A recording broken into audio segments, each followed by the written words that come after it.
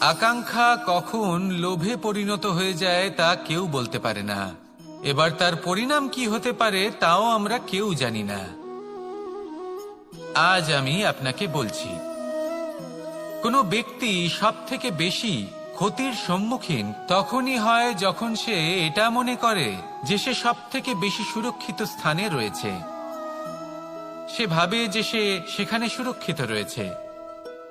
সে তখন অসাবধান হয়ে পড়ে, আর তখনই তাকে জীবনের সবথেকে বড় ক্ষতির সম্মুখীন হতে হয়। নিঃস্ব হয়ে যাওয়ার পরিস্থিতি কোনো মানুষের জীবনে তখনই আসে যখন তার কাছে প্রচুর সম্পত্তি থাকে এবং সে তার থেকেও অনেক বেশি সম্পত্তি অর্জন করতে চায়। সেই অনেক বেশি সম্পত্তি অর্জন করার চেষ্টায় সে এমন কিছু করে বসে যার ফলে তাকে সমস্ত সম্পত্তি হারাতে হতে পারে। একজন রচনাকার নিজেই নিজের প্রতিভা একদম শেষ করে দিতে পারে যখন সে অনেকগুলো কাজ নিজের কাঁধে নিয়ে নেয়। একটা গুরুত্বপূর্ণ কথা সবসময় মনে রাখবেন, আজ আপনি যেখানেই থাকুন না কেন, যেমনই যে কোনো স্থানেই থাকুন না কেন, এর পেছনে আপনার আকাঙ্ক্ষার একটা বিশাল ভূমিকা রয়েছে। কিন্তু মনে রাখবেন, আপনাকে শিখতে হবে যে কখন আর কিভাবে নিজের উচ্চাকাঙ্ক্ষাগুলিকে লাগাম পরাতে হবে, কারণ এটা অত্যন্ত আবশ্যক। তাই আসুন আর আমার সাথে ভালোবেসে বলুন, রাধা রাধা। পাখি কখন জন্ম নেয়, কখন উড়তে শেখে, কখন বাসা বানাতে শেখে, কখন নিজের মৃত্যু লাভ করে, এসব আমাদের মধ্যে কেউ জানি না। কিন্তু পাখি একটা কথা খুব ভালো করে জানে, যে এই সংসারে ও যা কিছুই করুক না কেন, এই সংসারে ওকে নিয়ে কিচ্ছু যায় আসে না। এবার আমরা কি করি? কোনো কাজ করার আগে আমরা এটা ভাবি যে এই সংসার যদি আমাকে দেখে ফেলে তাহলে কে জানে এই সংসার কি ভাববে, আমার প্রতিচ্ছবি কেমন তৈরি হবে কে জানে, কে জানে কি হবে আদি ইত্যাদি। এই সব ভাবনায় আমরা মগ্ন হয়ে যাই। কিছুটা এমন ভাবে মগ্ন হই যে বর্তমানের কর্মের এই জীবনের যাত্রাপথে সেই সময়ের আনন্দ উপভোগ করতে ভুলে যাই। এবার দেখুন একটা পাখি কি করে, ওর কর্ম হলো গান গেয়ে চলা। ওই পাখি গেয়ে চলে, কেউ ওর গান শুনুক বা না শুনুক, কেউ আদৌ শুনছে কিনা সেই বিষয়টা নিয়ে সেই পাখির কিছুই যায় আসে না। সেই পাখি নিজের কর্ম করতে থাকে। হয়তো সেই জন্যই আপনি কখনো কোনো পাখিকে কাঁদতে দেখবেন না। এরকমই আপনাকে নিজেকে গড়ে তুলতে হবে। প্রথমে নিজেকে জিজ্ঞেস করুন, এই যে কর্ম আমি করতে চলেছি সেটা কি উচিত? যদি আপনার মনে হয় সেটা উচিত, তাহলে সেটা প্রমাণ করুন। এটা ভাববেন না যে এই সংসার কি ভাববে। আসুন আর আমার সাথে ভালোবেসে বলুন, রাধা রাধা। মানুষের জীবনে তিনটি গুণ অত্যন্ত প্রয়োজনীয়: শ্রদ্ধা, বিনম্রতা, যোগ্যতা। যদি জ্ঞান লাভ করতে চান তাহলে শ্রদ্ধার প্রয়োজন, যদি মান লাভ করতে চান তাহলে স্বভাবে বিনম্র হওয়া প্রয়োজন, আর যদি মনোবাঞ্ছিত স্থান লাভ করতে চান তাহলে যোগ্যতার প্রয়োজন। বিষয়টা সহজ। শ্রদ্ধা আপনাকে জ্ঞান দেবে, নম্রতা আপনাকে মান, আর যোগ্যতা উচিত স্থান দেবে। কিন্তু যদি আপনি এই তিনটি গুণ সম্মিলিত করেন তাহলে এমন কিছু লাভ করবেন যা এই সব কিছুর থেকে অনেক ঊর্ধ্বে। সম্মান। আর এ হলো সেই সম্মান যা প্রত্যেক মানুষের নিজের জীবনে লাভ করতে চেষ্টা করা উচিত, কারণ এই হলো সেই সম্মান যার কারণে আপনি চলে যাওয়ার পরেও এই সংসার আপনাকে ভালোবাসবে আর মনে রাখবে। আসুন আমার সাথে ভালোবেসে বলুন, রাধা রাধা। রাত্রে আমরা সুখ নিদ্রা লাভ করি, আমরা স্বপ্ন দেখি, ভবিষ্যতের পরিকল্পনা করি, খুব ভালো লাগে। সকালে যখন চোখ খুলি নিদ্রা ভঙ্গ হয়, স্বপ্ন সেইখানেই ভেঙে যায়, আর তারপর আমরা আমাদের রোজকার জীবন যাপন করি। স্বপ্ন হয়তো মানুষ রাতের বেলায় দেখেন, কিন্তু সেটাকে সার্থক দিনের বেলাতেই করতে হয়। রাতে মধুর বাতাসের নিচে কোমল শয্যায় শুয়ে মাতার গলায় মিষ্টি গান শুনতে শুনতে নিদ্রায় আচ্ছন্ন হওয়া, স্বপ্ন দেখা, ভবিষ্যতের পরিকল্পনা করা বড়ই সরল। কিন্তু সকালবেলায় সময় মতো উঠে সূর্যের তাপ সহ্য করে, সেই উষ্ণতা সহ্য করে, সর্বাঙ্গ ঘেমে গিয়ে নিজের পথ খুঁজে বের করা, সেই পথে অগ্রসর হওয়া, বাধা বিপত্তি এসবের সম্মুখীন হওয়া, আর তারপর লক্ষ্য লাভ করা, এগুলো কঠিন কাজ। এ হলো অত্যন্ত কঠিন কাজ। যদি আপনি চান যে স্বপ্ন আপনি দেখেছেন তা সত্যি হোক, তাহলে দিনের বেলায় আপনাকে বেরিয়ে কর্ম করতেই হবে, পরিশ্রম করতেই হবে। মনের এই চক্ষু দিয়ে স্বপ্ন দেখা সম্ভব, কিন্তু যদি আপনি বুঝতে পারেন যে এই স্বপ্নই হলো আপনার লক্ষ্য, তাহলে তাকে সার্থক করতে শুধুমাত্র পরিশ্রম দ্বারাই করতে হবে। তাহলে পরিশ্রম করুন আর আমার সাথে ভালোবেসে বলুন, রাধা রাধা। অনেক সময় আমরা জীবনে অনেক মানুষকে এমন বলতে শুনে থাকি যে আমি অসফল হয়েছি কারণ আমার সময় ভালো যাচ্ছিল না। আমি এই জিনিসটা লাভ করতে চাইছিলাম কিন্তু করতে পারলাম না কারণ আমার সময়টা ভালো যাচ্ছিল না। আমি আমার জীবনে ওই মহান কাজটা করতে চাইছিলাম কিন্তু করতে পারলাম না। কেন? কারণ আমার সময়টা ভালো যাচ্ছিল না। কিন্তু যে মুহূর্তে ভালো সময় আমার জীবনে আসবে, আমি সব কিছু প্রাপ্ত করব। এমন প্রায় প্রত্যেকেই বলেন। আসুন একটা কথা বোঝা যাক। একজন মালিকে দেখুন, সে প্রত্যেক দিন গাছের সেবা করে, তাকে জল দেয়, তার যত্ন আত্তি করে। কেন? প্রত্যেক দিন সেই গাছ ফল দেয় না। সঠিক সময় এলে তবেই সেই গাছ ফল দেয়, কিন্তু প্রত্যেক দিন মালি তার সেবা করে, তাকে যত্ন করে। শুধুমাত্র তখন করে না যখন সেই গাছ ফল দিতে সক্ষম। আর যদি মালি গাছের যত্ন প্রতিদিন না করে, তাহলে হয়তো সেই গাছ ফল দিতেই পারবে না। এটাই হলো আমাদের জন্য একটা শিক্ষা। যখন সময় আমাদের জন্য অপেক্ষা করে না, তখন আপনি সময়ের জন্য কেন অপেক্ষা করছেন? ভালো সময়ের জন্য অপেক্ষা করবেন না। ভালো এবং শুভ কর্ম দ্বারা ভালো সময়কে নিজের কাছে টেনে আনুন। নিরন্তর কর্ম করুন, পরিশ্রম করতে থাকুন। শুভ সময় আপনা থেকেই আপনার কাছে আসবে। আসুন আমার সাথে ভালোবেসে বলুন, রাধা রাধা। মানুষের এই সংসারে জীবনযাপন করার জন্য কিছু জিনিসের প্রয়োজন পড়ে। এমন কিছু আবেগ, এমন কিছু বস্তু আছে যেগুলো তার প্রয়োজন হয়। কিন্তু সব থেকে বেশি যে জিনিসটা তার প্রয়োজন হয় সেটা হলো সম্মানের। আমাদের ভালো লাগে যখন কেউ আমাদের সম্মান করে। আমরা কাউকে সম্মান করলে তারও সেটা ভালো লাগে। কিন্তু আপনি দেখবেন যে সংসারে বেশিরভাগ মানুষ দুটি মাপদণ্ডের ভিত্তিতে সম্মান করেন। হয় বয়স দেখে করেন বা উপার্জন দেখে, অর্থাৎ সেই ব্যক্তি কতটা উপার্জন করেন। এবার ভেবে দেখুন, এটা আবশ্যক নয় কারোর বয়স যদি বেশি হয় তার বুদ্ধিও ততটাই বেশি হবে। আবশ্যক এটাও নয় যে কোনো ব্যক্তি যদি অত্যন্ত ধনী হন বা তার মনও নির্মল হবে বা তিনি সৎকর্ম করবেন বা এমন কোনো কর্ম করবেন যাতে উনি সম্মান লাভ করতে পারেন। হতে পারে উনি ধনী কিন্তু দুশ্চরিত্র। সেই জন্য বয়স বা উপার্জন দেখে কোনো ব্যক্তিকে সম্মান করবেন না। কর্ম দেখুন। যদি গভীরভাবে ভেবে দেখেন তাহলে দেখবেন যদি কোনো মানুষ কোনো সৎকর্ম করেন তাহলে তার প্রতি হৃদয় থেকে সম্মান জাগ্রত হয়। এটাই হলো সেই সম্মান যা অর্জন করতে হবে। বয়স আজ আছে, কাল আরো বৃদ্ধি পাবে। উপার্জন আজ আছে, কাল সেটা কমে যেতেও পারে। কিন্তু যদি আপনি নিরন্তর শুভকর্ম করতে থাকেন তাহলে আপনি মৃত্যুর পরেও অমর হয়ে থাকবেন। আসুন আমার সাথে ভালোবেসে বলুন, রাধা রাধা। পাপ এবং পুণ্য, এই দুই হলো সংসারের এমন দুই বিন্দু যাকে কেন্দ্র করে এই সংসারের চক্র ঘুরতে থাকে। আমরা যদি কোনো কর্ম বিচার করি, হয় পুণ্য নয় পাপের দৃষ্টিভঙ্গি দিয়ে, এটা হয় পুণ্য না হলে পাপ। কিন্তু এই পাপ এবং পুণ্য এই দুই নির্ভর করে প্রত্যেক মানুষের ওপর, তার চিন্তাধারা, তার পরিস্থিতির ওপর।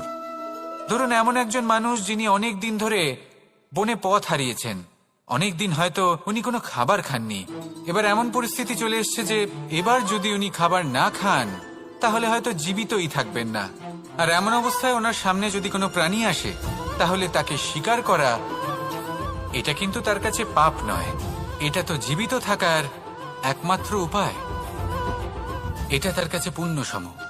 আর যদি আমি এমন একজন ব্যক্তির কথা বলি যিনি সরল, যিনি একটি সুখী, শান্ত, সুরক্ষিত জীবনযাপন করছেন, তার কাছে কিন্তু এটা পাপ। এইরকমই এই সংসারে ভিন্ন ভিন্ন পরিভাষা আছে পাপ এবং পুণ্যের। তার মধ্যে যদি আমি আপনাকে একটি সরল পরিভাষা দিই, সেটা হলো জীবনে যখনই কোনো কর্ম করবেন সেটা নিয়ে একটু ভেবে দেখুন যে এই যে কাজটা আমি করছি তার ফলে এই যে অন্য মানুষেরা আছেন এই সংসারে, তারা কি দুঃখ পাবেন? যদি তারা দুঃখ পান তাহলে সেটা পাপ।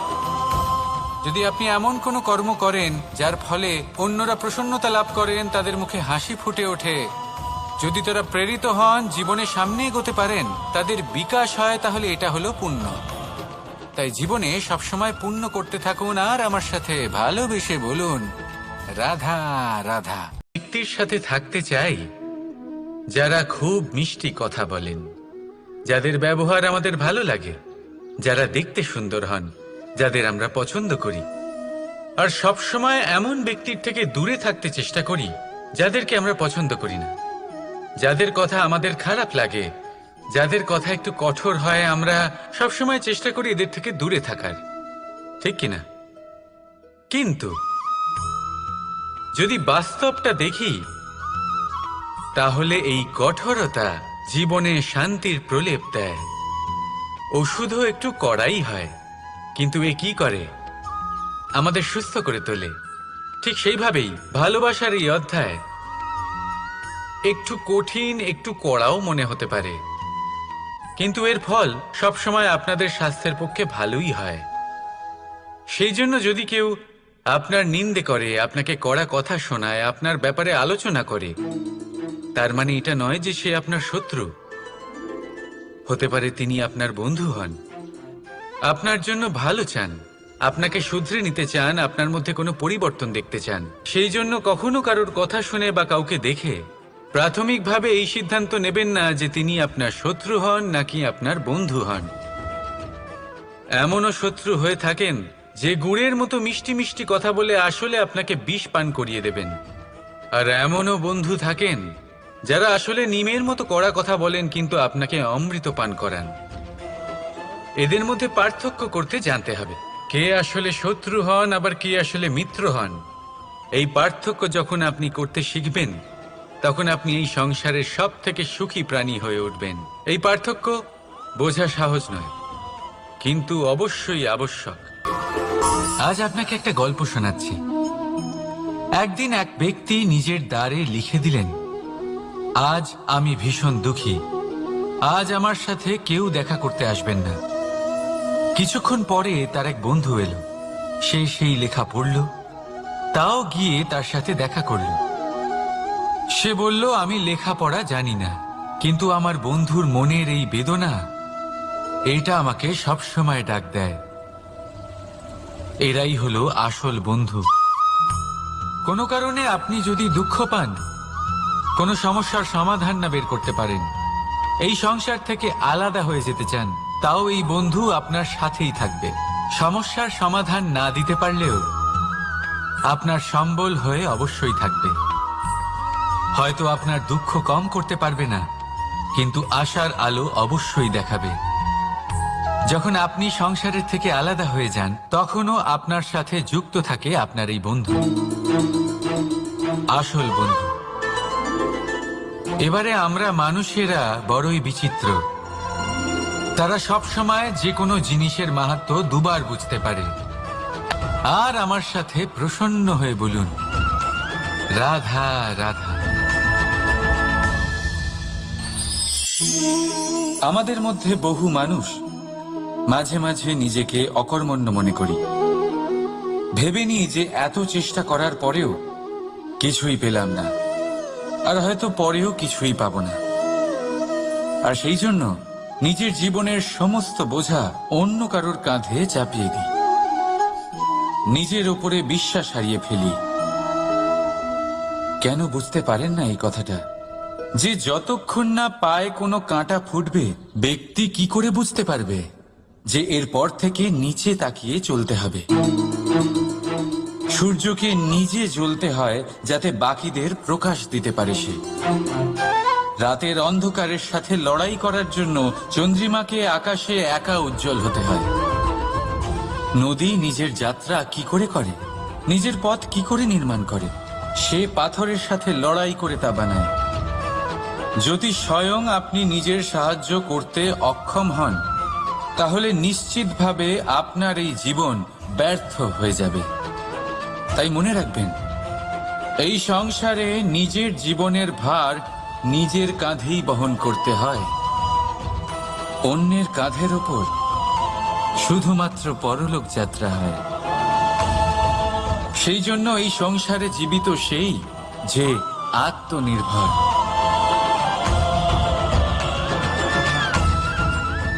রাধা রাধা।